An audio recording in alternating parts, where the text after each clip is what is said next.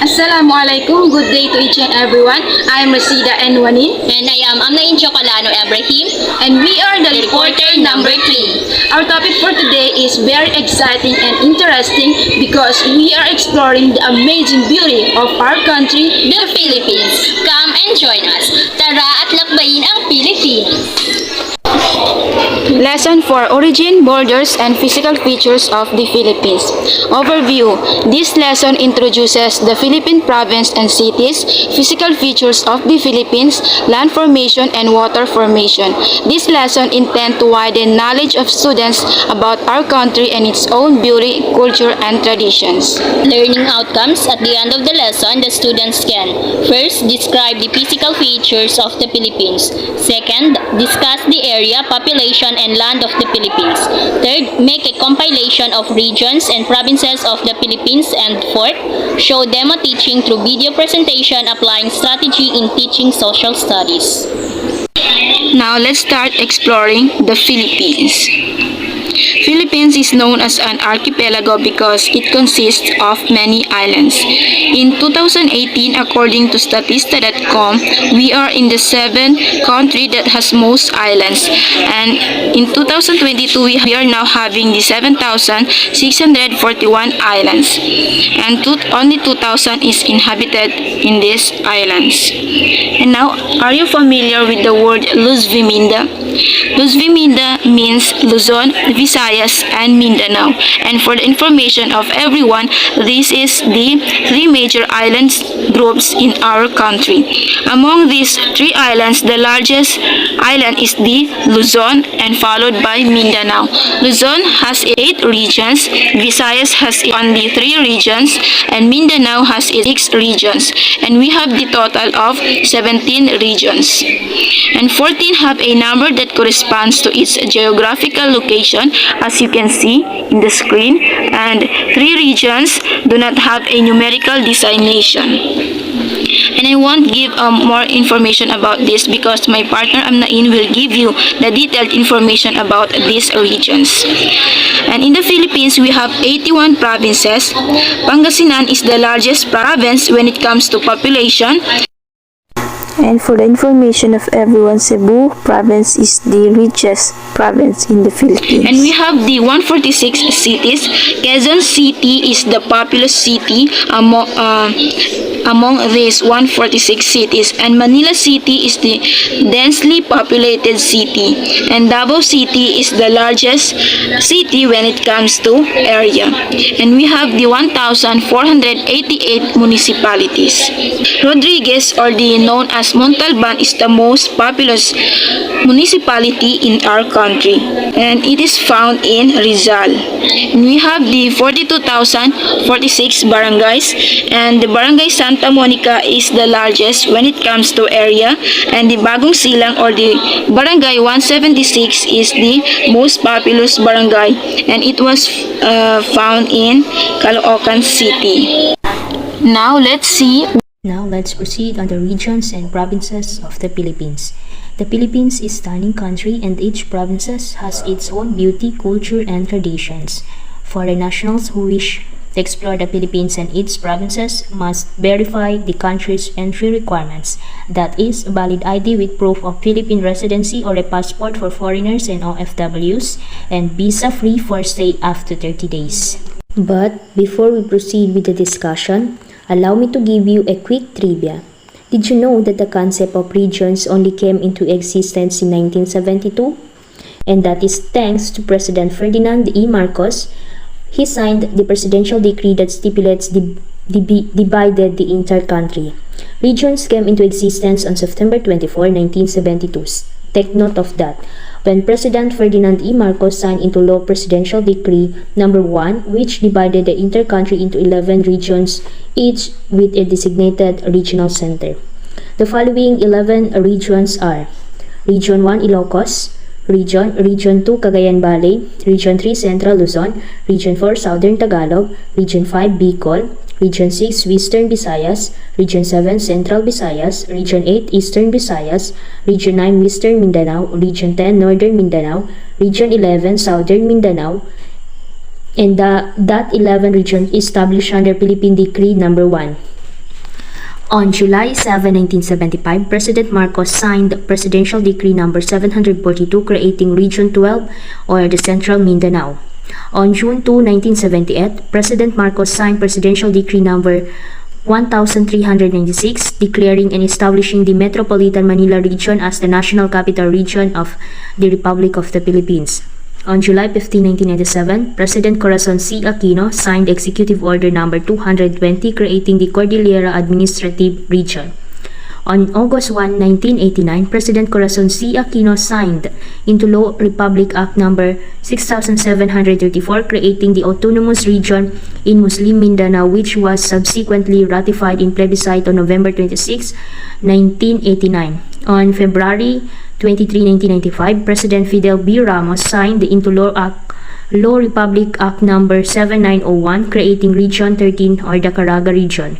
On September 19, 2001, President Gloria Macapagal Arroyo signed the Executive Order No. 36 reorganizing the administrative region in Mindanao, which included the following changes. Western Mindanao or the Region 9 was reorganized to be known as Zamboanga Peninsula now. Southern Mindanao Region 11 was reorganized to be known as Davao Region now. Central Mindanao or Region 12 was reorganized to be known as Soc-Sargen now. On May 17, 2002, President Gloria Macapagal Arroyo signed Executive Order No. 103 dividing Region 4 into Region 4A, Calabarzon, and Region 4B, Mimaropa. On May 29, 2015, President Benigno S. Aquino III signed Executive Order No. 183 creating the Negros Island region comprising the provinces of Negros Occidental and Negros Oriental. On August 7, 2017, President Rodrigo R. Duterte signed the Executive Order No. 38 revoking Executive Order No. 183 and effectively abolishing the Negros Island region. On July 27, 2018, President Duterte signed into law Republic Act No.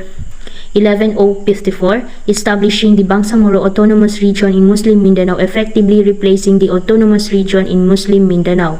The law was ratified in a plebiscite on January 25, 2019. So we have the Luzon group of island that is composed of 8 regions. First, we have NCR or the National Capital Region that is also known as Metropolitan Manila or Metro Manila.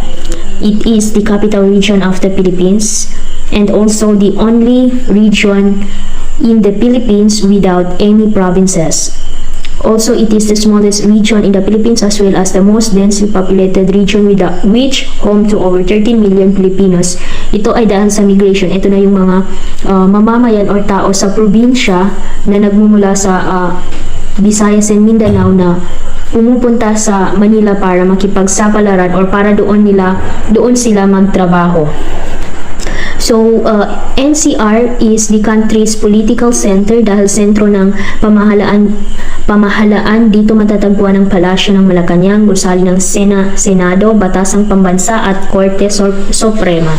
Center of economic as the big rivers, big shopping centers like Mega Mall of Asia and North EDSA, etc. and big hospital like St. Luke's Hospital, the General Hospitals, Manila Doctors Hospital, etc. and educational center as it is because the big universities located into the region like UP, PUP, TUP, PNU, DLSU, ADMU, UST, and so on.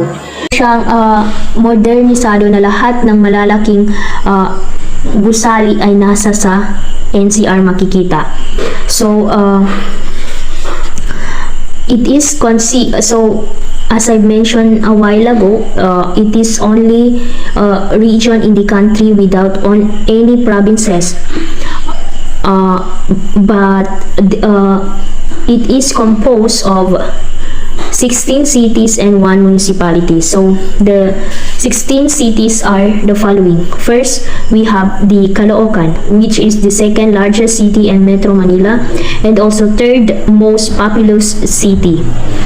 Second is Malabon, which is a place famous for its Pansit Malabon, and it is a commercial fishing center for Manila and known for bagoong production. Third is Navotas, the fishing capital of the Philippines.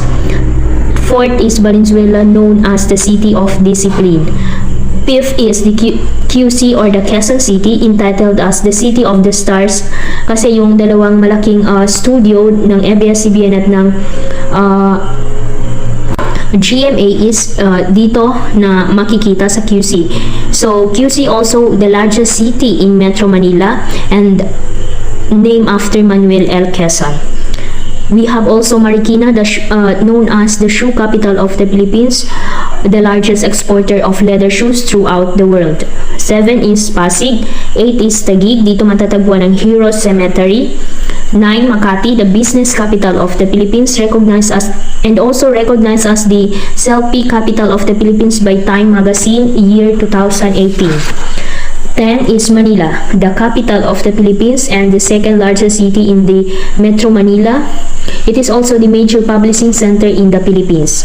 11, Mandaluyong, known as the Tiger City, at the same time the shopping capital of the Philippines. San Juan, the smallest city in the country in terms of land, known as the heart of Metro Manila because San Juan located at the very core of Metropolis. It is also notably the site of the first Battle of Katipunan. 13, Pasay.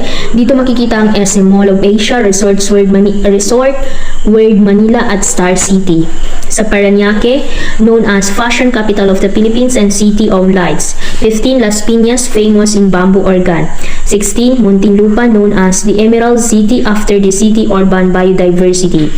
And also, last but not the least is the only municipality which is Pateros, known as the Balot capital of the Philippines as it is a duck poultry place.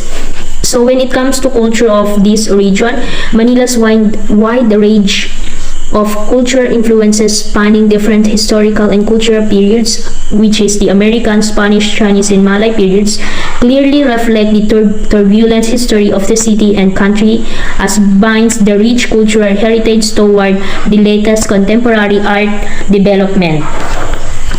So the primary language used is Tagalog with English as the secondary language. So people in the Metro Manila are generally called Manileños.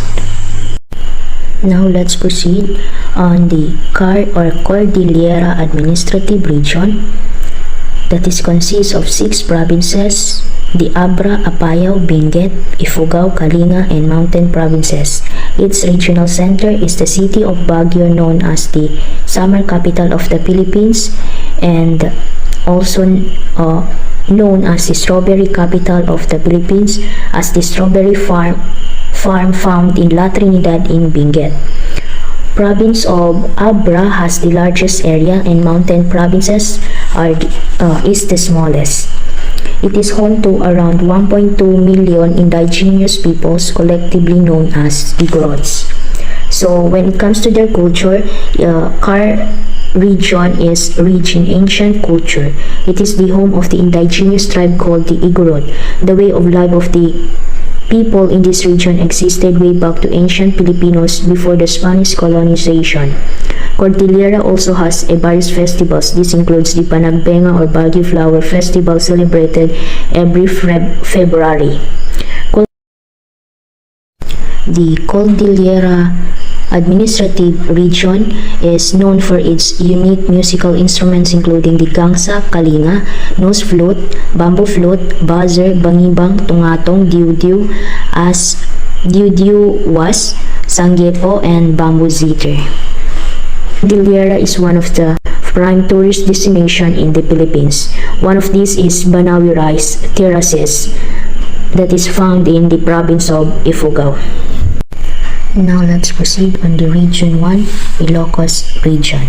It consists of 4 provinces, the Ilocos Norte, Ilocos Sur, La Union, and Pangasinan. Its regional center is the city of San Fernando. Majority of the population speaks Ilocano, although significant number also speaks Pangasinense. When it comes to their culture, Ilocanos are known to be hardworking and frugal hardly in the face of adversity. Respect and humility in everyday dealings mark the Ilocano personality. They live simply, concentrating on work and productivity. Local artisans like fabric weavers and potters are famous for their skilled craft work.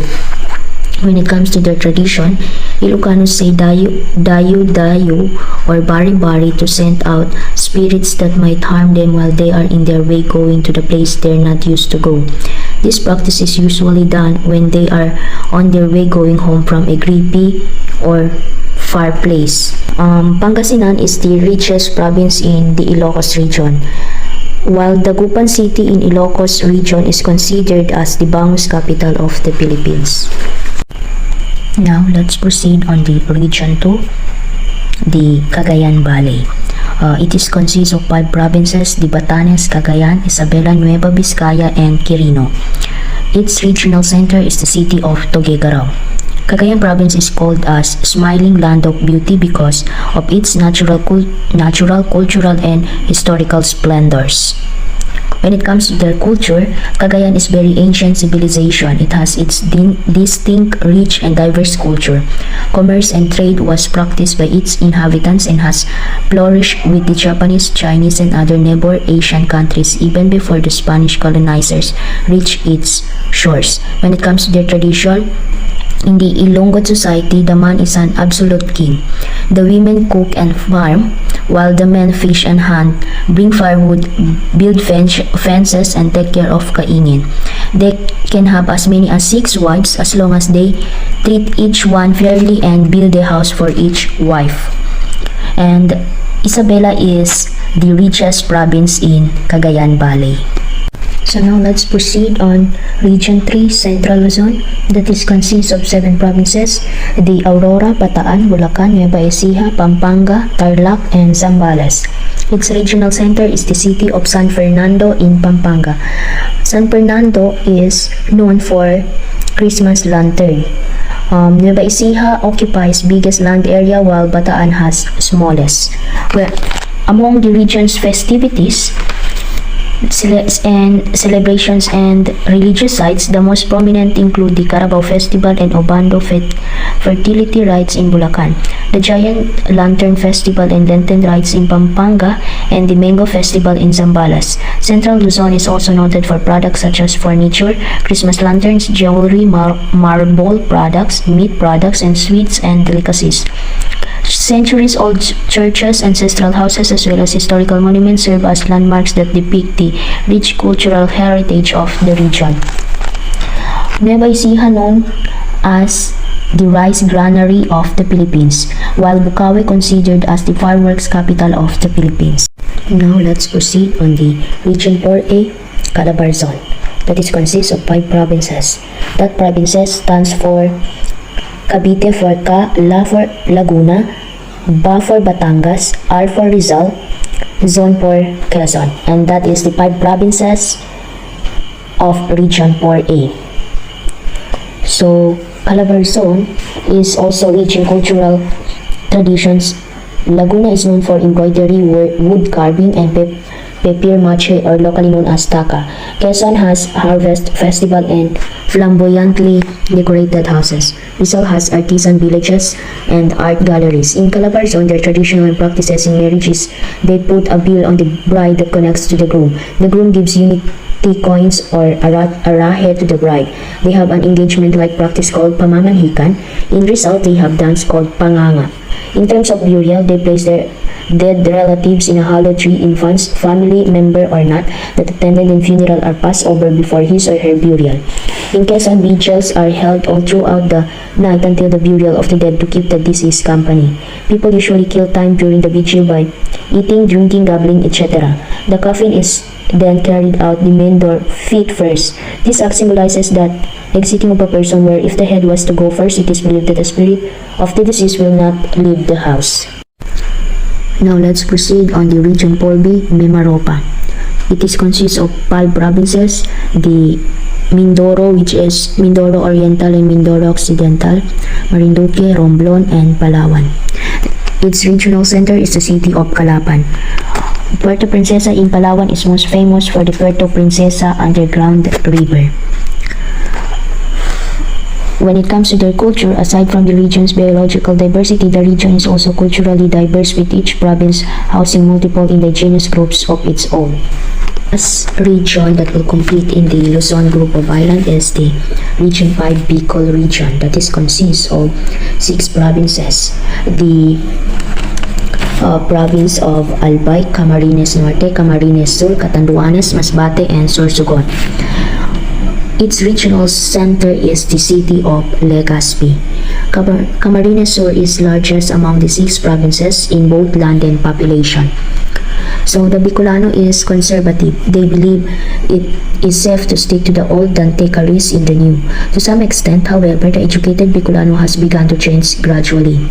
Their preference for spicy food is such that no food is good for them without red pepper and coconut milk, while among travelers it's best known for its active volcanoes and the whale sharks of Donsol. Some persisting traditional practices are the Pamalay, Pantomina, and Tigsikan, and other people hold strong beliefs on God. They say the soul and life after death. Related to this, there are annual rituals like the Pabasa, Tangal, Fiestas, and Flores de Mayo. So Mayon volcano is the most prominent of the volcanoes in the region, and when it comes to food, it is the Bicol Express that is most famous in the region. Now let's proceed on the second group of island, the Visayas group of island.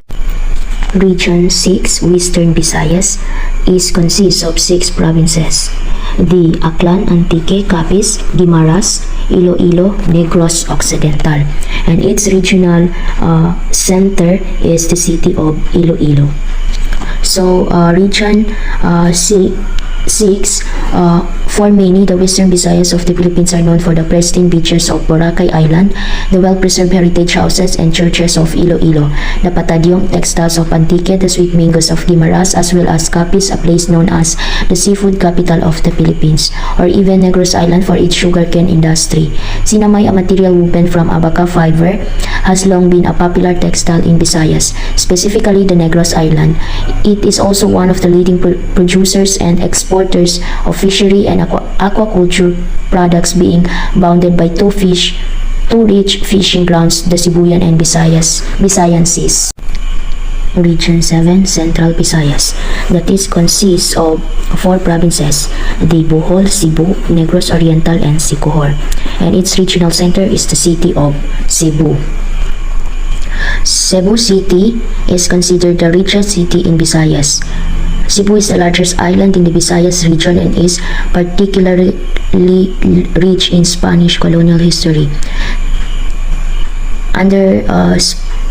Cebu has a population of 2.5 million and is the oldest city and the first capital of the Philippines. Under Spanish rule for 3 centuries, Cebu has the oldest university, which is the San Carlos University, and the oldest street, Colon Street, built by the Spaniards. This region has some magnificent beaches, many dive spots, and Cebu City historic landmarks which date back to 1521. The island of Bohol has the charming chocolate hills and the native tarsiers, and is popular with leisure travelers, including many Koreans and Japanese. Sinulog Festival in January is the region's most popular religious cultural event. It is centered in Cebu City but also celebrated in many nearby areas. Region 8, the Eastern Visayas, that is consists of 6 provinces. The province of Biliran, Eastern Samar, Leyte, Northern Samar, and Southern Leyte. And its regional center is the city of Tacloban. Eastern Visayas, or the Samar Island, is the 3rd biggest island in the country, and it is the 2nd biggest in the Visayas. Biliran is one of the smallest provinces in the Philippines. The main local language of the region are Cebuano and Waray. Eastern Visayas has an agriculture-based economy, being the top producers of abaca and the 3rd largest coconut growing region in the country. Region 8 is famous for its San Juanico Bridge, the longest and the most graceful looking bridge in Southeast Asia, which connects Leyte and Samar. Now let's proceed on the Mindanao group of island that consists of 6 regions. First, we have Region 9, the Zamboanga Peninsula, that is composed of three provinces, the Zamboanga del Norte, Zamboanga del Sur, and Zamboanga Sibugay. Its regional center is the city of Isabela. So, the Zamboangueños have a unique connection to Roman Catholicism. Their social lives typically revolve around various religious practices and traditions. Some of these traditions still observed up to some extent are the Bantayamen, fiestas, and fondas. The dances include Vals, Rigodon, and Paso Doble. The community also continues various traditions connected to religious celebration and enjoy its own festivals. For instance, the Hermosa Festival, also called the Fiesta Pilar, honors Zamboanga City's patron saint, Nuestra Señora de la Virgen del Pilar. The fest is celebrated every October 12, which is also a special holiday in the city. Region 10, Northern Mindanao, that is composed of 5 provinces, the Bukidnon, Camiguin, Lanao del Norte, Misamis Occidental, and Misamis Oriental. And its regional center is the Cagayan de Oro. So, the Northern Mindanao is the peaceful, politically stable northern region of the Philippines. Most exotic and resource-rich island of Mindanao, it is a progressive region with large tracts of land available for agriculture and industry.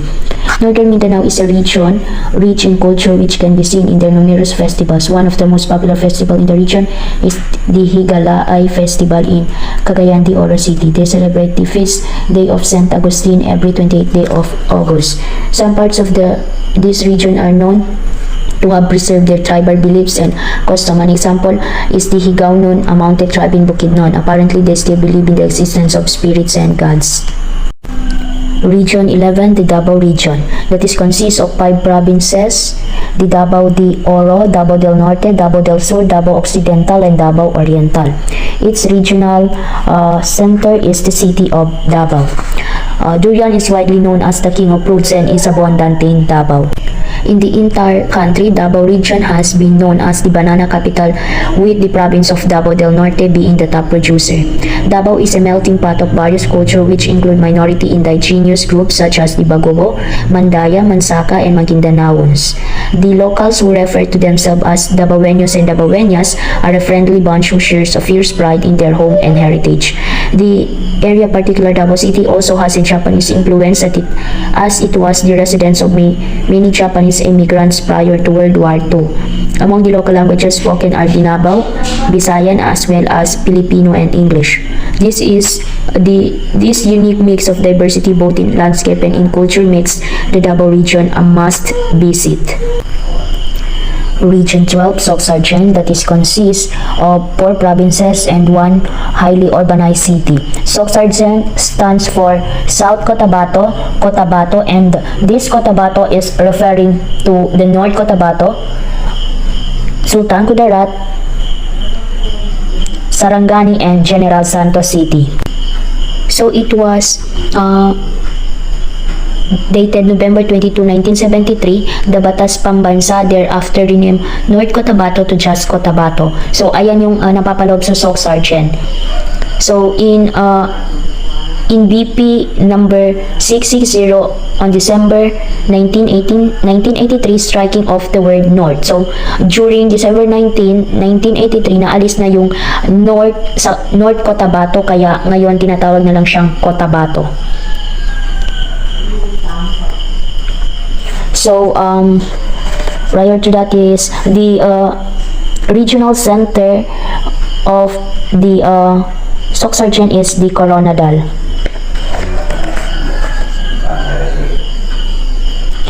So, a pair of agongs is one of the instruments found in the Kulintang in symbol, and Region 12 is home to a fascinating culture that revolves around Kulintang music, a specific type of gong music found among both Muslim groups and the non-Muslim groups, which is the Tiduray of the southern Philippines. Kulintang music functions as a main community unifier where all of the community can come to engage in events such as weddings, birthday celebrations, and festivals, dignitary engagements, and pilgrimage to and from Mecca. Kulintang music also plays a vital role as the accompaniment to healing dances, as long distance communication between members, and a social conduit for young people. Ito na yung ginagawa siyang parang gamot sa may sakit. Region 13, the Caraga region, is consists of 5 provinces, the Agusan del Norte, Agusan del Sur, Dinagat Island, Surigao del Norte, and Surigao del Sur. And its regional center is the city of Butuan.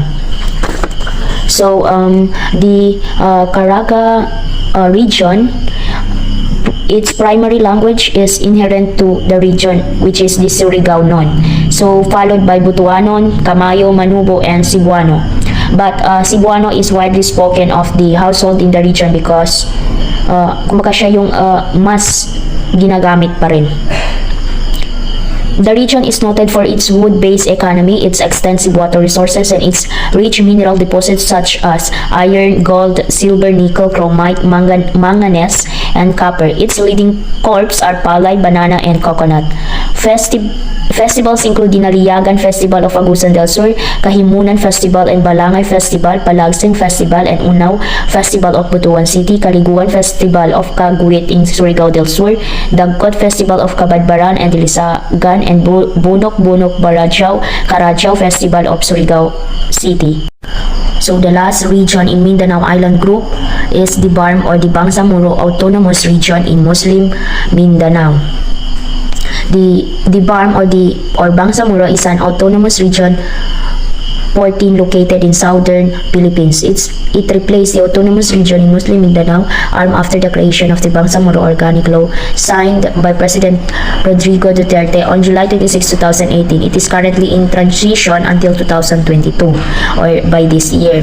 So it covers 5 provinces, namely Basilan, Lanao del Sur, Maguindanao, Sulu, and Tawi-Tawi. And the regional center is the city of Cotabato.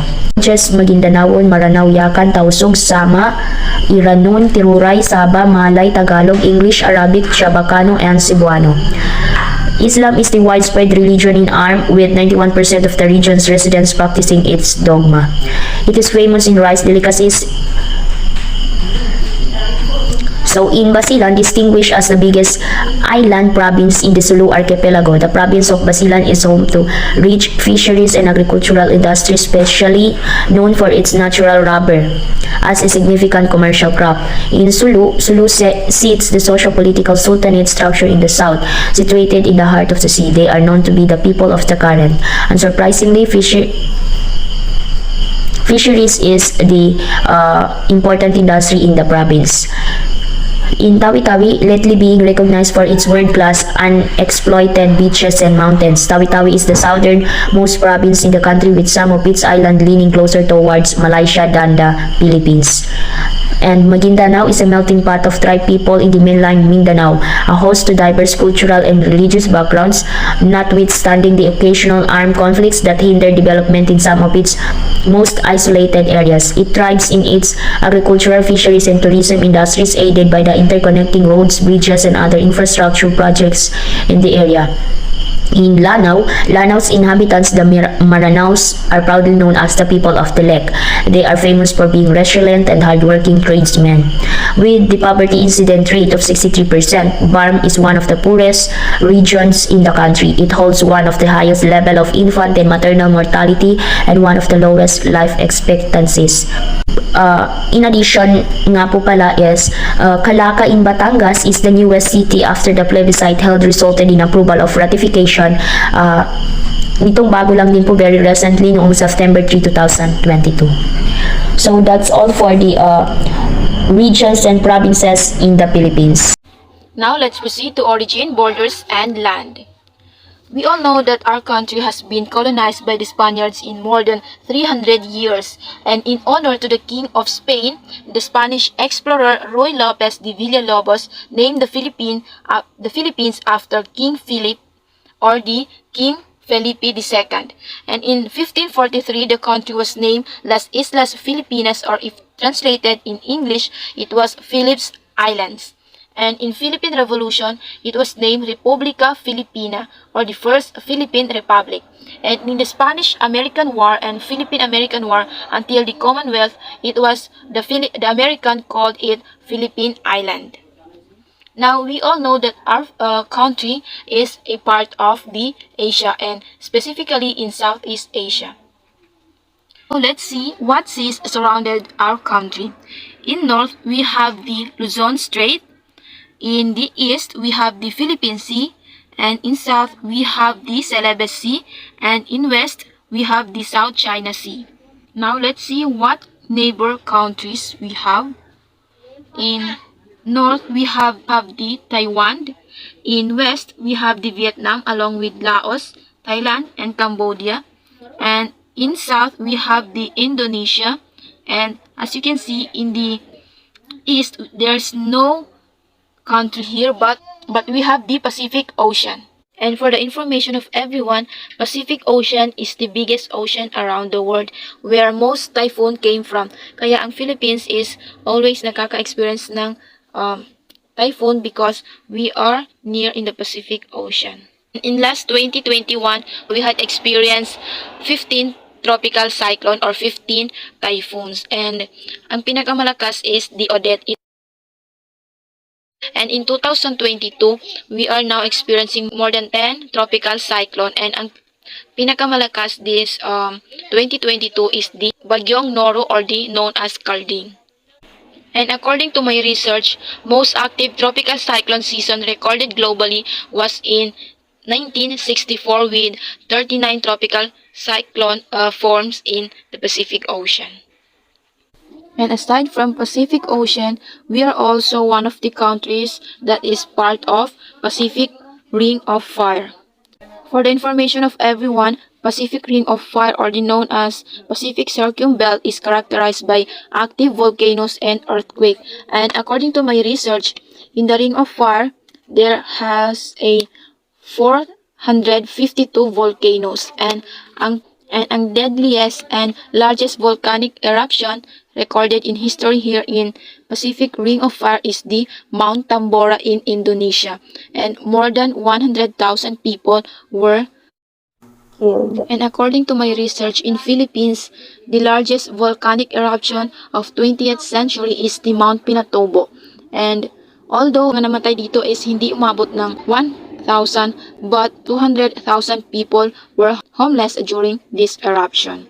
And aside from a volcano, we have experienced also the earthquake. And fact lang is ang pinaka-highest volcano in the world or in the earth is the Mauna Loa in Hawaii.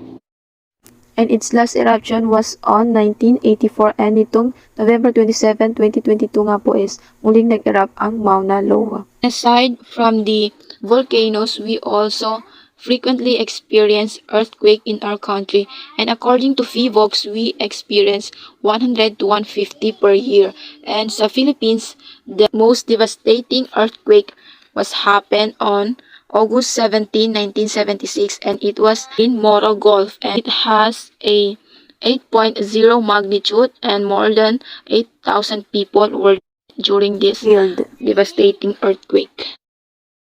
Now let us move on. The area of the Philippines is 300,000 square kilometers. According to my research, we are in the 21st biggest country in the Asia and 73rd worldwide. The current population of the Philippines, according to Worldometer, November 24, 2022, we are having more than 113 million, and we are in the 13th most populous country in the world. And number one is China pa rin, and followed by Indonesia. Okay, now let's proceed to Philippines major seasons. Okay, before we proceed from this is, do you know what's the difference between the weather and climate? Okay, weather is a short-term state of atmosphere, and it was changed within minutes or hours. Like for example, it's a rainy day or it's a sunny day. And ang climate naman is a long-term pattern of weather. And in the Philippines, we have the tropical climate. And in tropical climate is meron siyang 2 seasons. But before that, share ko muna yung ibang climate. We have also the temperature climate. Ang temperature climate is, ito yung may 4 seasons, which is the spring, summer, autumn, and winter. And ang example nito is sa bansang Japan. And sa meron ding polar climate is, ang polar climate is yun yung may pinakamalamig na climate. Kasi hindi sila nakakatanggap ng sunlight from the sun. In the Philippines, we have the tropical climate, and we have the rainy season or wet season and dry season. So, the reason why we have the two season is that kasi we are in the malapit tayo sa equator and nakakatanggap tayo ng init, direct na init mula sa sun. Kaya nakaka-experience tayo ng dry season. And kaya naman nakaka-experience tayo ng wet season is because malapit tayo sa Pacific Ocean. Wet season is nangyayari during June to November. And ang dry season is na-divide siya into two, which is the cool dry season. And ang cool dry season, ito yung the best to go beaches. And it is during December to February. And meron din namang hot dry season. And nangyayari ito during March to May. And itong hot dry season is ito yung nakaka-experience tayo ng sobrang init, which is nagka-crack na yung mga lupa. Now, let's proceed to physical features of the Philippines, the land formation and water formation. Now, let's start with the land formation. In the Philippines, we have the island, plain, valley, plateau, mountain ranges, mountain, volcano, and hill. Now, let's start with the island. Island is a land formation surrounded by water, and the Philippines itself is an island. The 10 major island in the Philippines is the Lumisane, Papamile, Seboma. Yun yung Luzon, Mindanao, Samar, Negros, Palawan, Panay, Mindanao, Leyte, Cebu, Bohol, and Marinduque.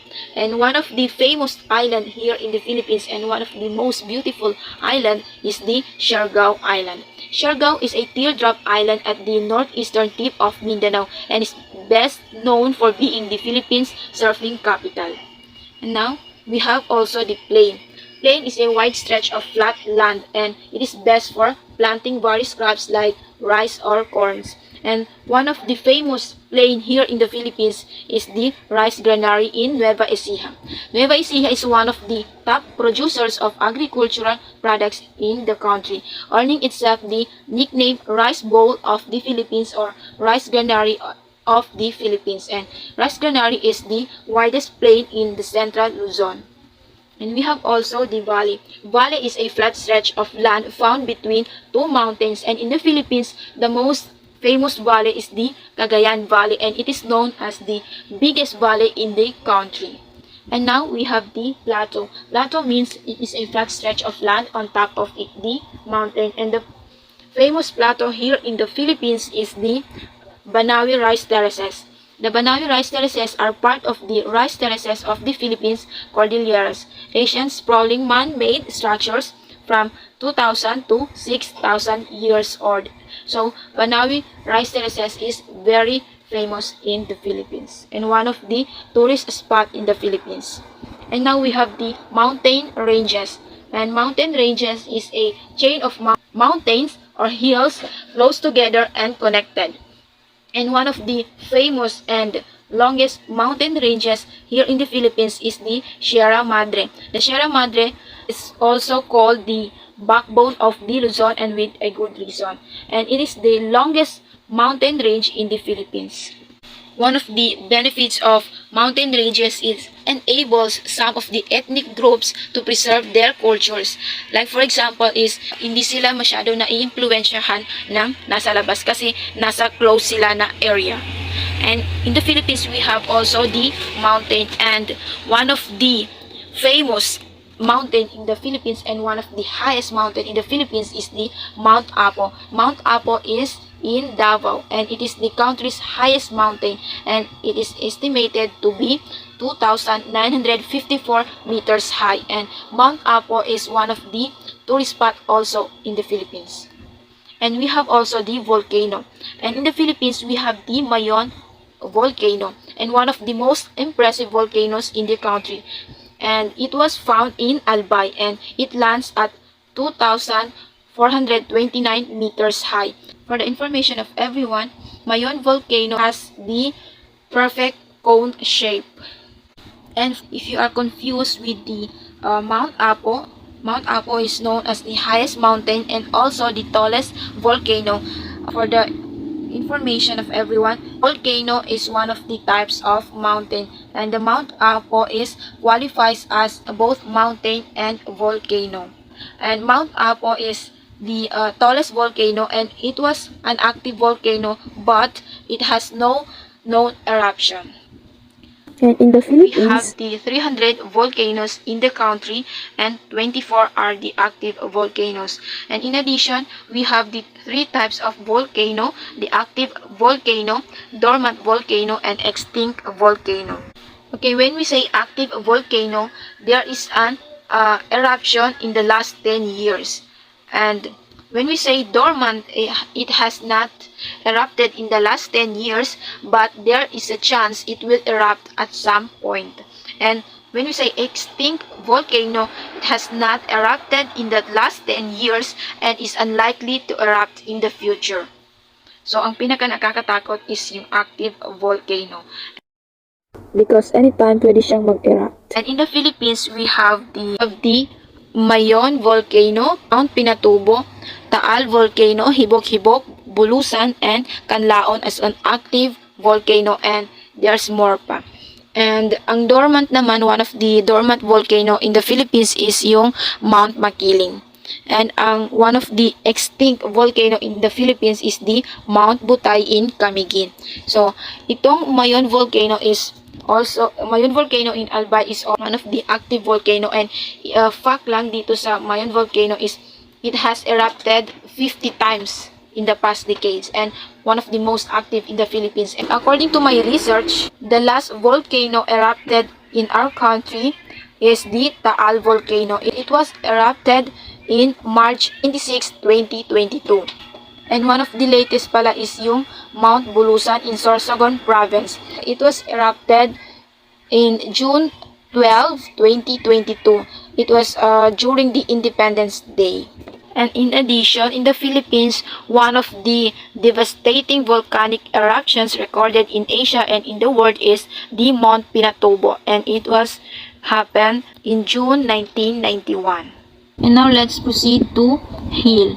Here, one of the famous hills in the Philippines, the best of the best, is the Chocolate Hills. Hills is smaller than the mountain. So, in these hills, it has the 1,776 mounts according to my research. And fun fact lang about this Chocolate Hills, actually it was a color green, but during dry season or summer, it becomes darker and color chocolate. Kaya nastawag siyang Chocolate Hills kasi nag-brown siya during dry season or summer. So now let's proceed on the water forms in the Philippines. So we have ocean, sea, river, spring water, lake, falls, beach, bay, and gulf. So example of ocean is the Pacific Ocean. The Pacific Ocean is the largest and deepest of Earth's 5 oceanic divisions. It is the ocean closest to the Philippines. Then example of the sea is Philippine Sea. The Philippine Sea is the largest in the world in terms of the surface area covered. It stretches 5.695 million square kilometers and lies in the western part of the North Pacific Ocean. Example of river is the Hinatuan Enchanted River, also called the Hinatuan Sacred River. It's a deep spring river on the island of Mindanao in the Philippines. It flows into the Philippine Sea and the Pacific Ocean at Barangay Talisay, Hinatuan, Surigao del Sur. It is found between the boundaries of barangays of Talisay and Cambatong. Example of spring water is the Esoy Hot Spring. So, it is found in Catmon, Cebu. For those seeking a natural hot spring in Cebu, Esoy Hot Spring is a must-visit tranquil resort situated in the peaceful town of Catmon. The hot spring comes from Mount Tabayag, a dormant volcano. Esoy Hot Spring is only a 2-hour drive or 62.3 km away from Cebu City. Then example of lake is Taal Lake. So Taal Lake is a freshwater lake in the province of Batangas on the island of Luzon in the Philippines. The lake fills Taal Caldera, a large volcanic caldera formed by very large eruptions between 500,000 and 100,000 years ago. Example of falls is the Maria Cristina Falls. So Maria Cristina Falls is waterfall of the Agos River on the island of Mindanao. It is sometimes called the Twin Falls as the flow is separated by a rock at the brink of the waterfall. Then example of beach is the White Beach, Boracay. White Beach is the most popular beach in Boracay. The main attraction of White Beach is simply its beautiful clear water, white beach, and sugary white sand. There are also many hotels, restaurants, bars, and all types of water sports which can be found at White Beach in Boracay. So, example of bay is the Manila Bay. The Manila Bay area is the Philippines' major center of economic activity ranging from shipping, industrial, commercial, fishing, aquaculture, and tourism activities. Then, last one is golf. Example of golf is the Albay Golf. Albay Golf is a large golf in the southern part of Luzon Island, Philippines. The place has been one of the tourist spots in the province because of the frequent sightings of butandings, whale shark in the coastal areas. Their presence made the town's tourism boom to earn the title Whale Shark Capital of the World. So that consists the physical feature in the Philippines. So that would be all for the lesson 4, Origin, Borders, and Physical Feature of the Philippines. Thank you, everyone.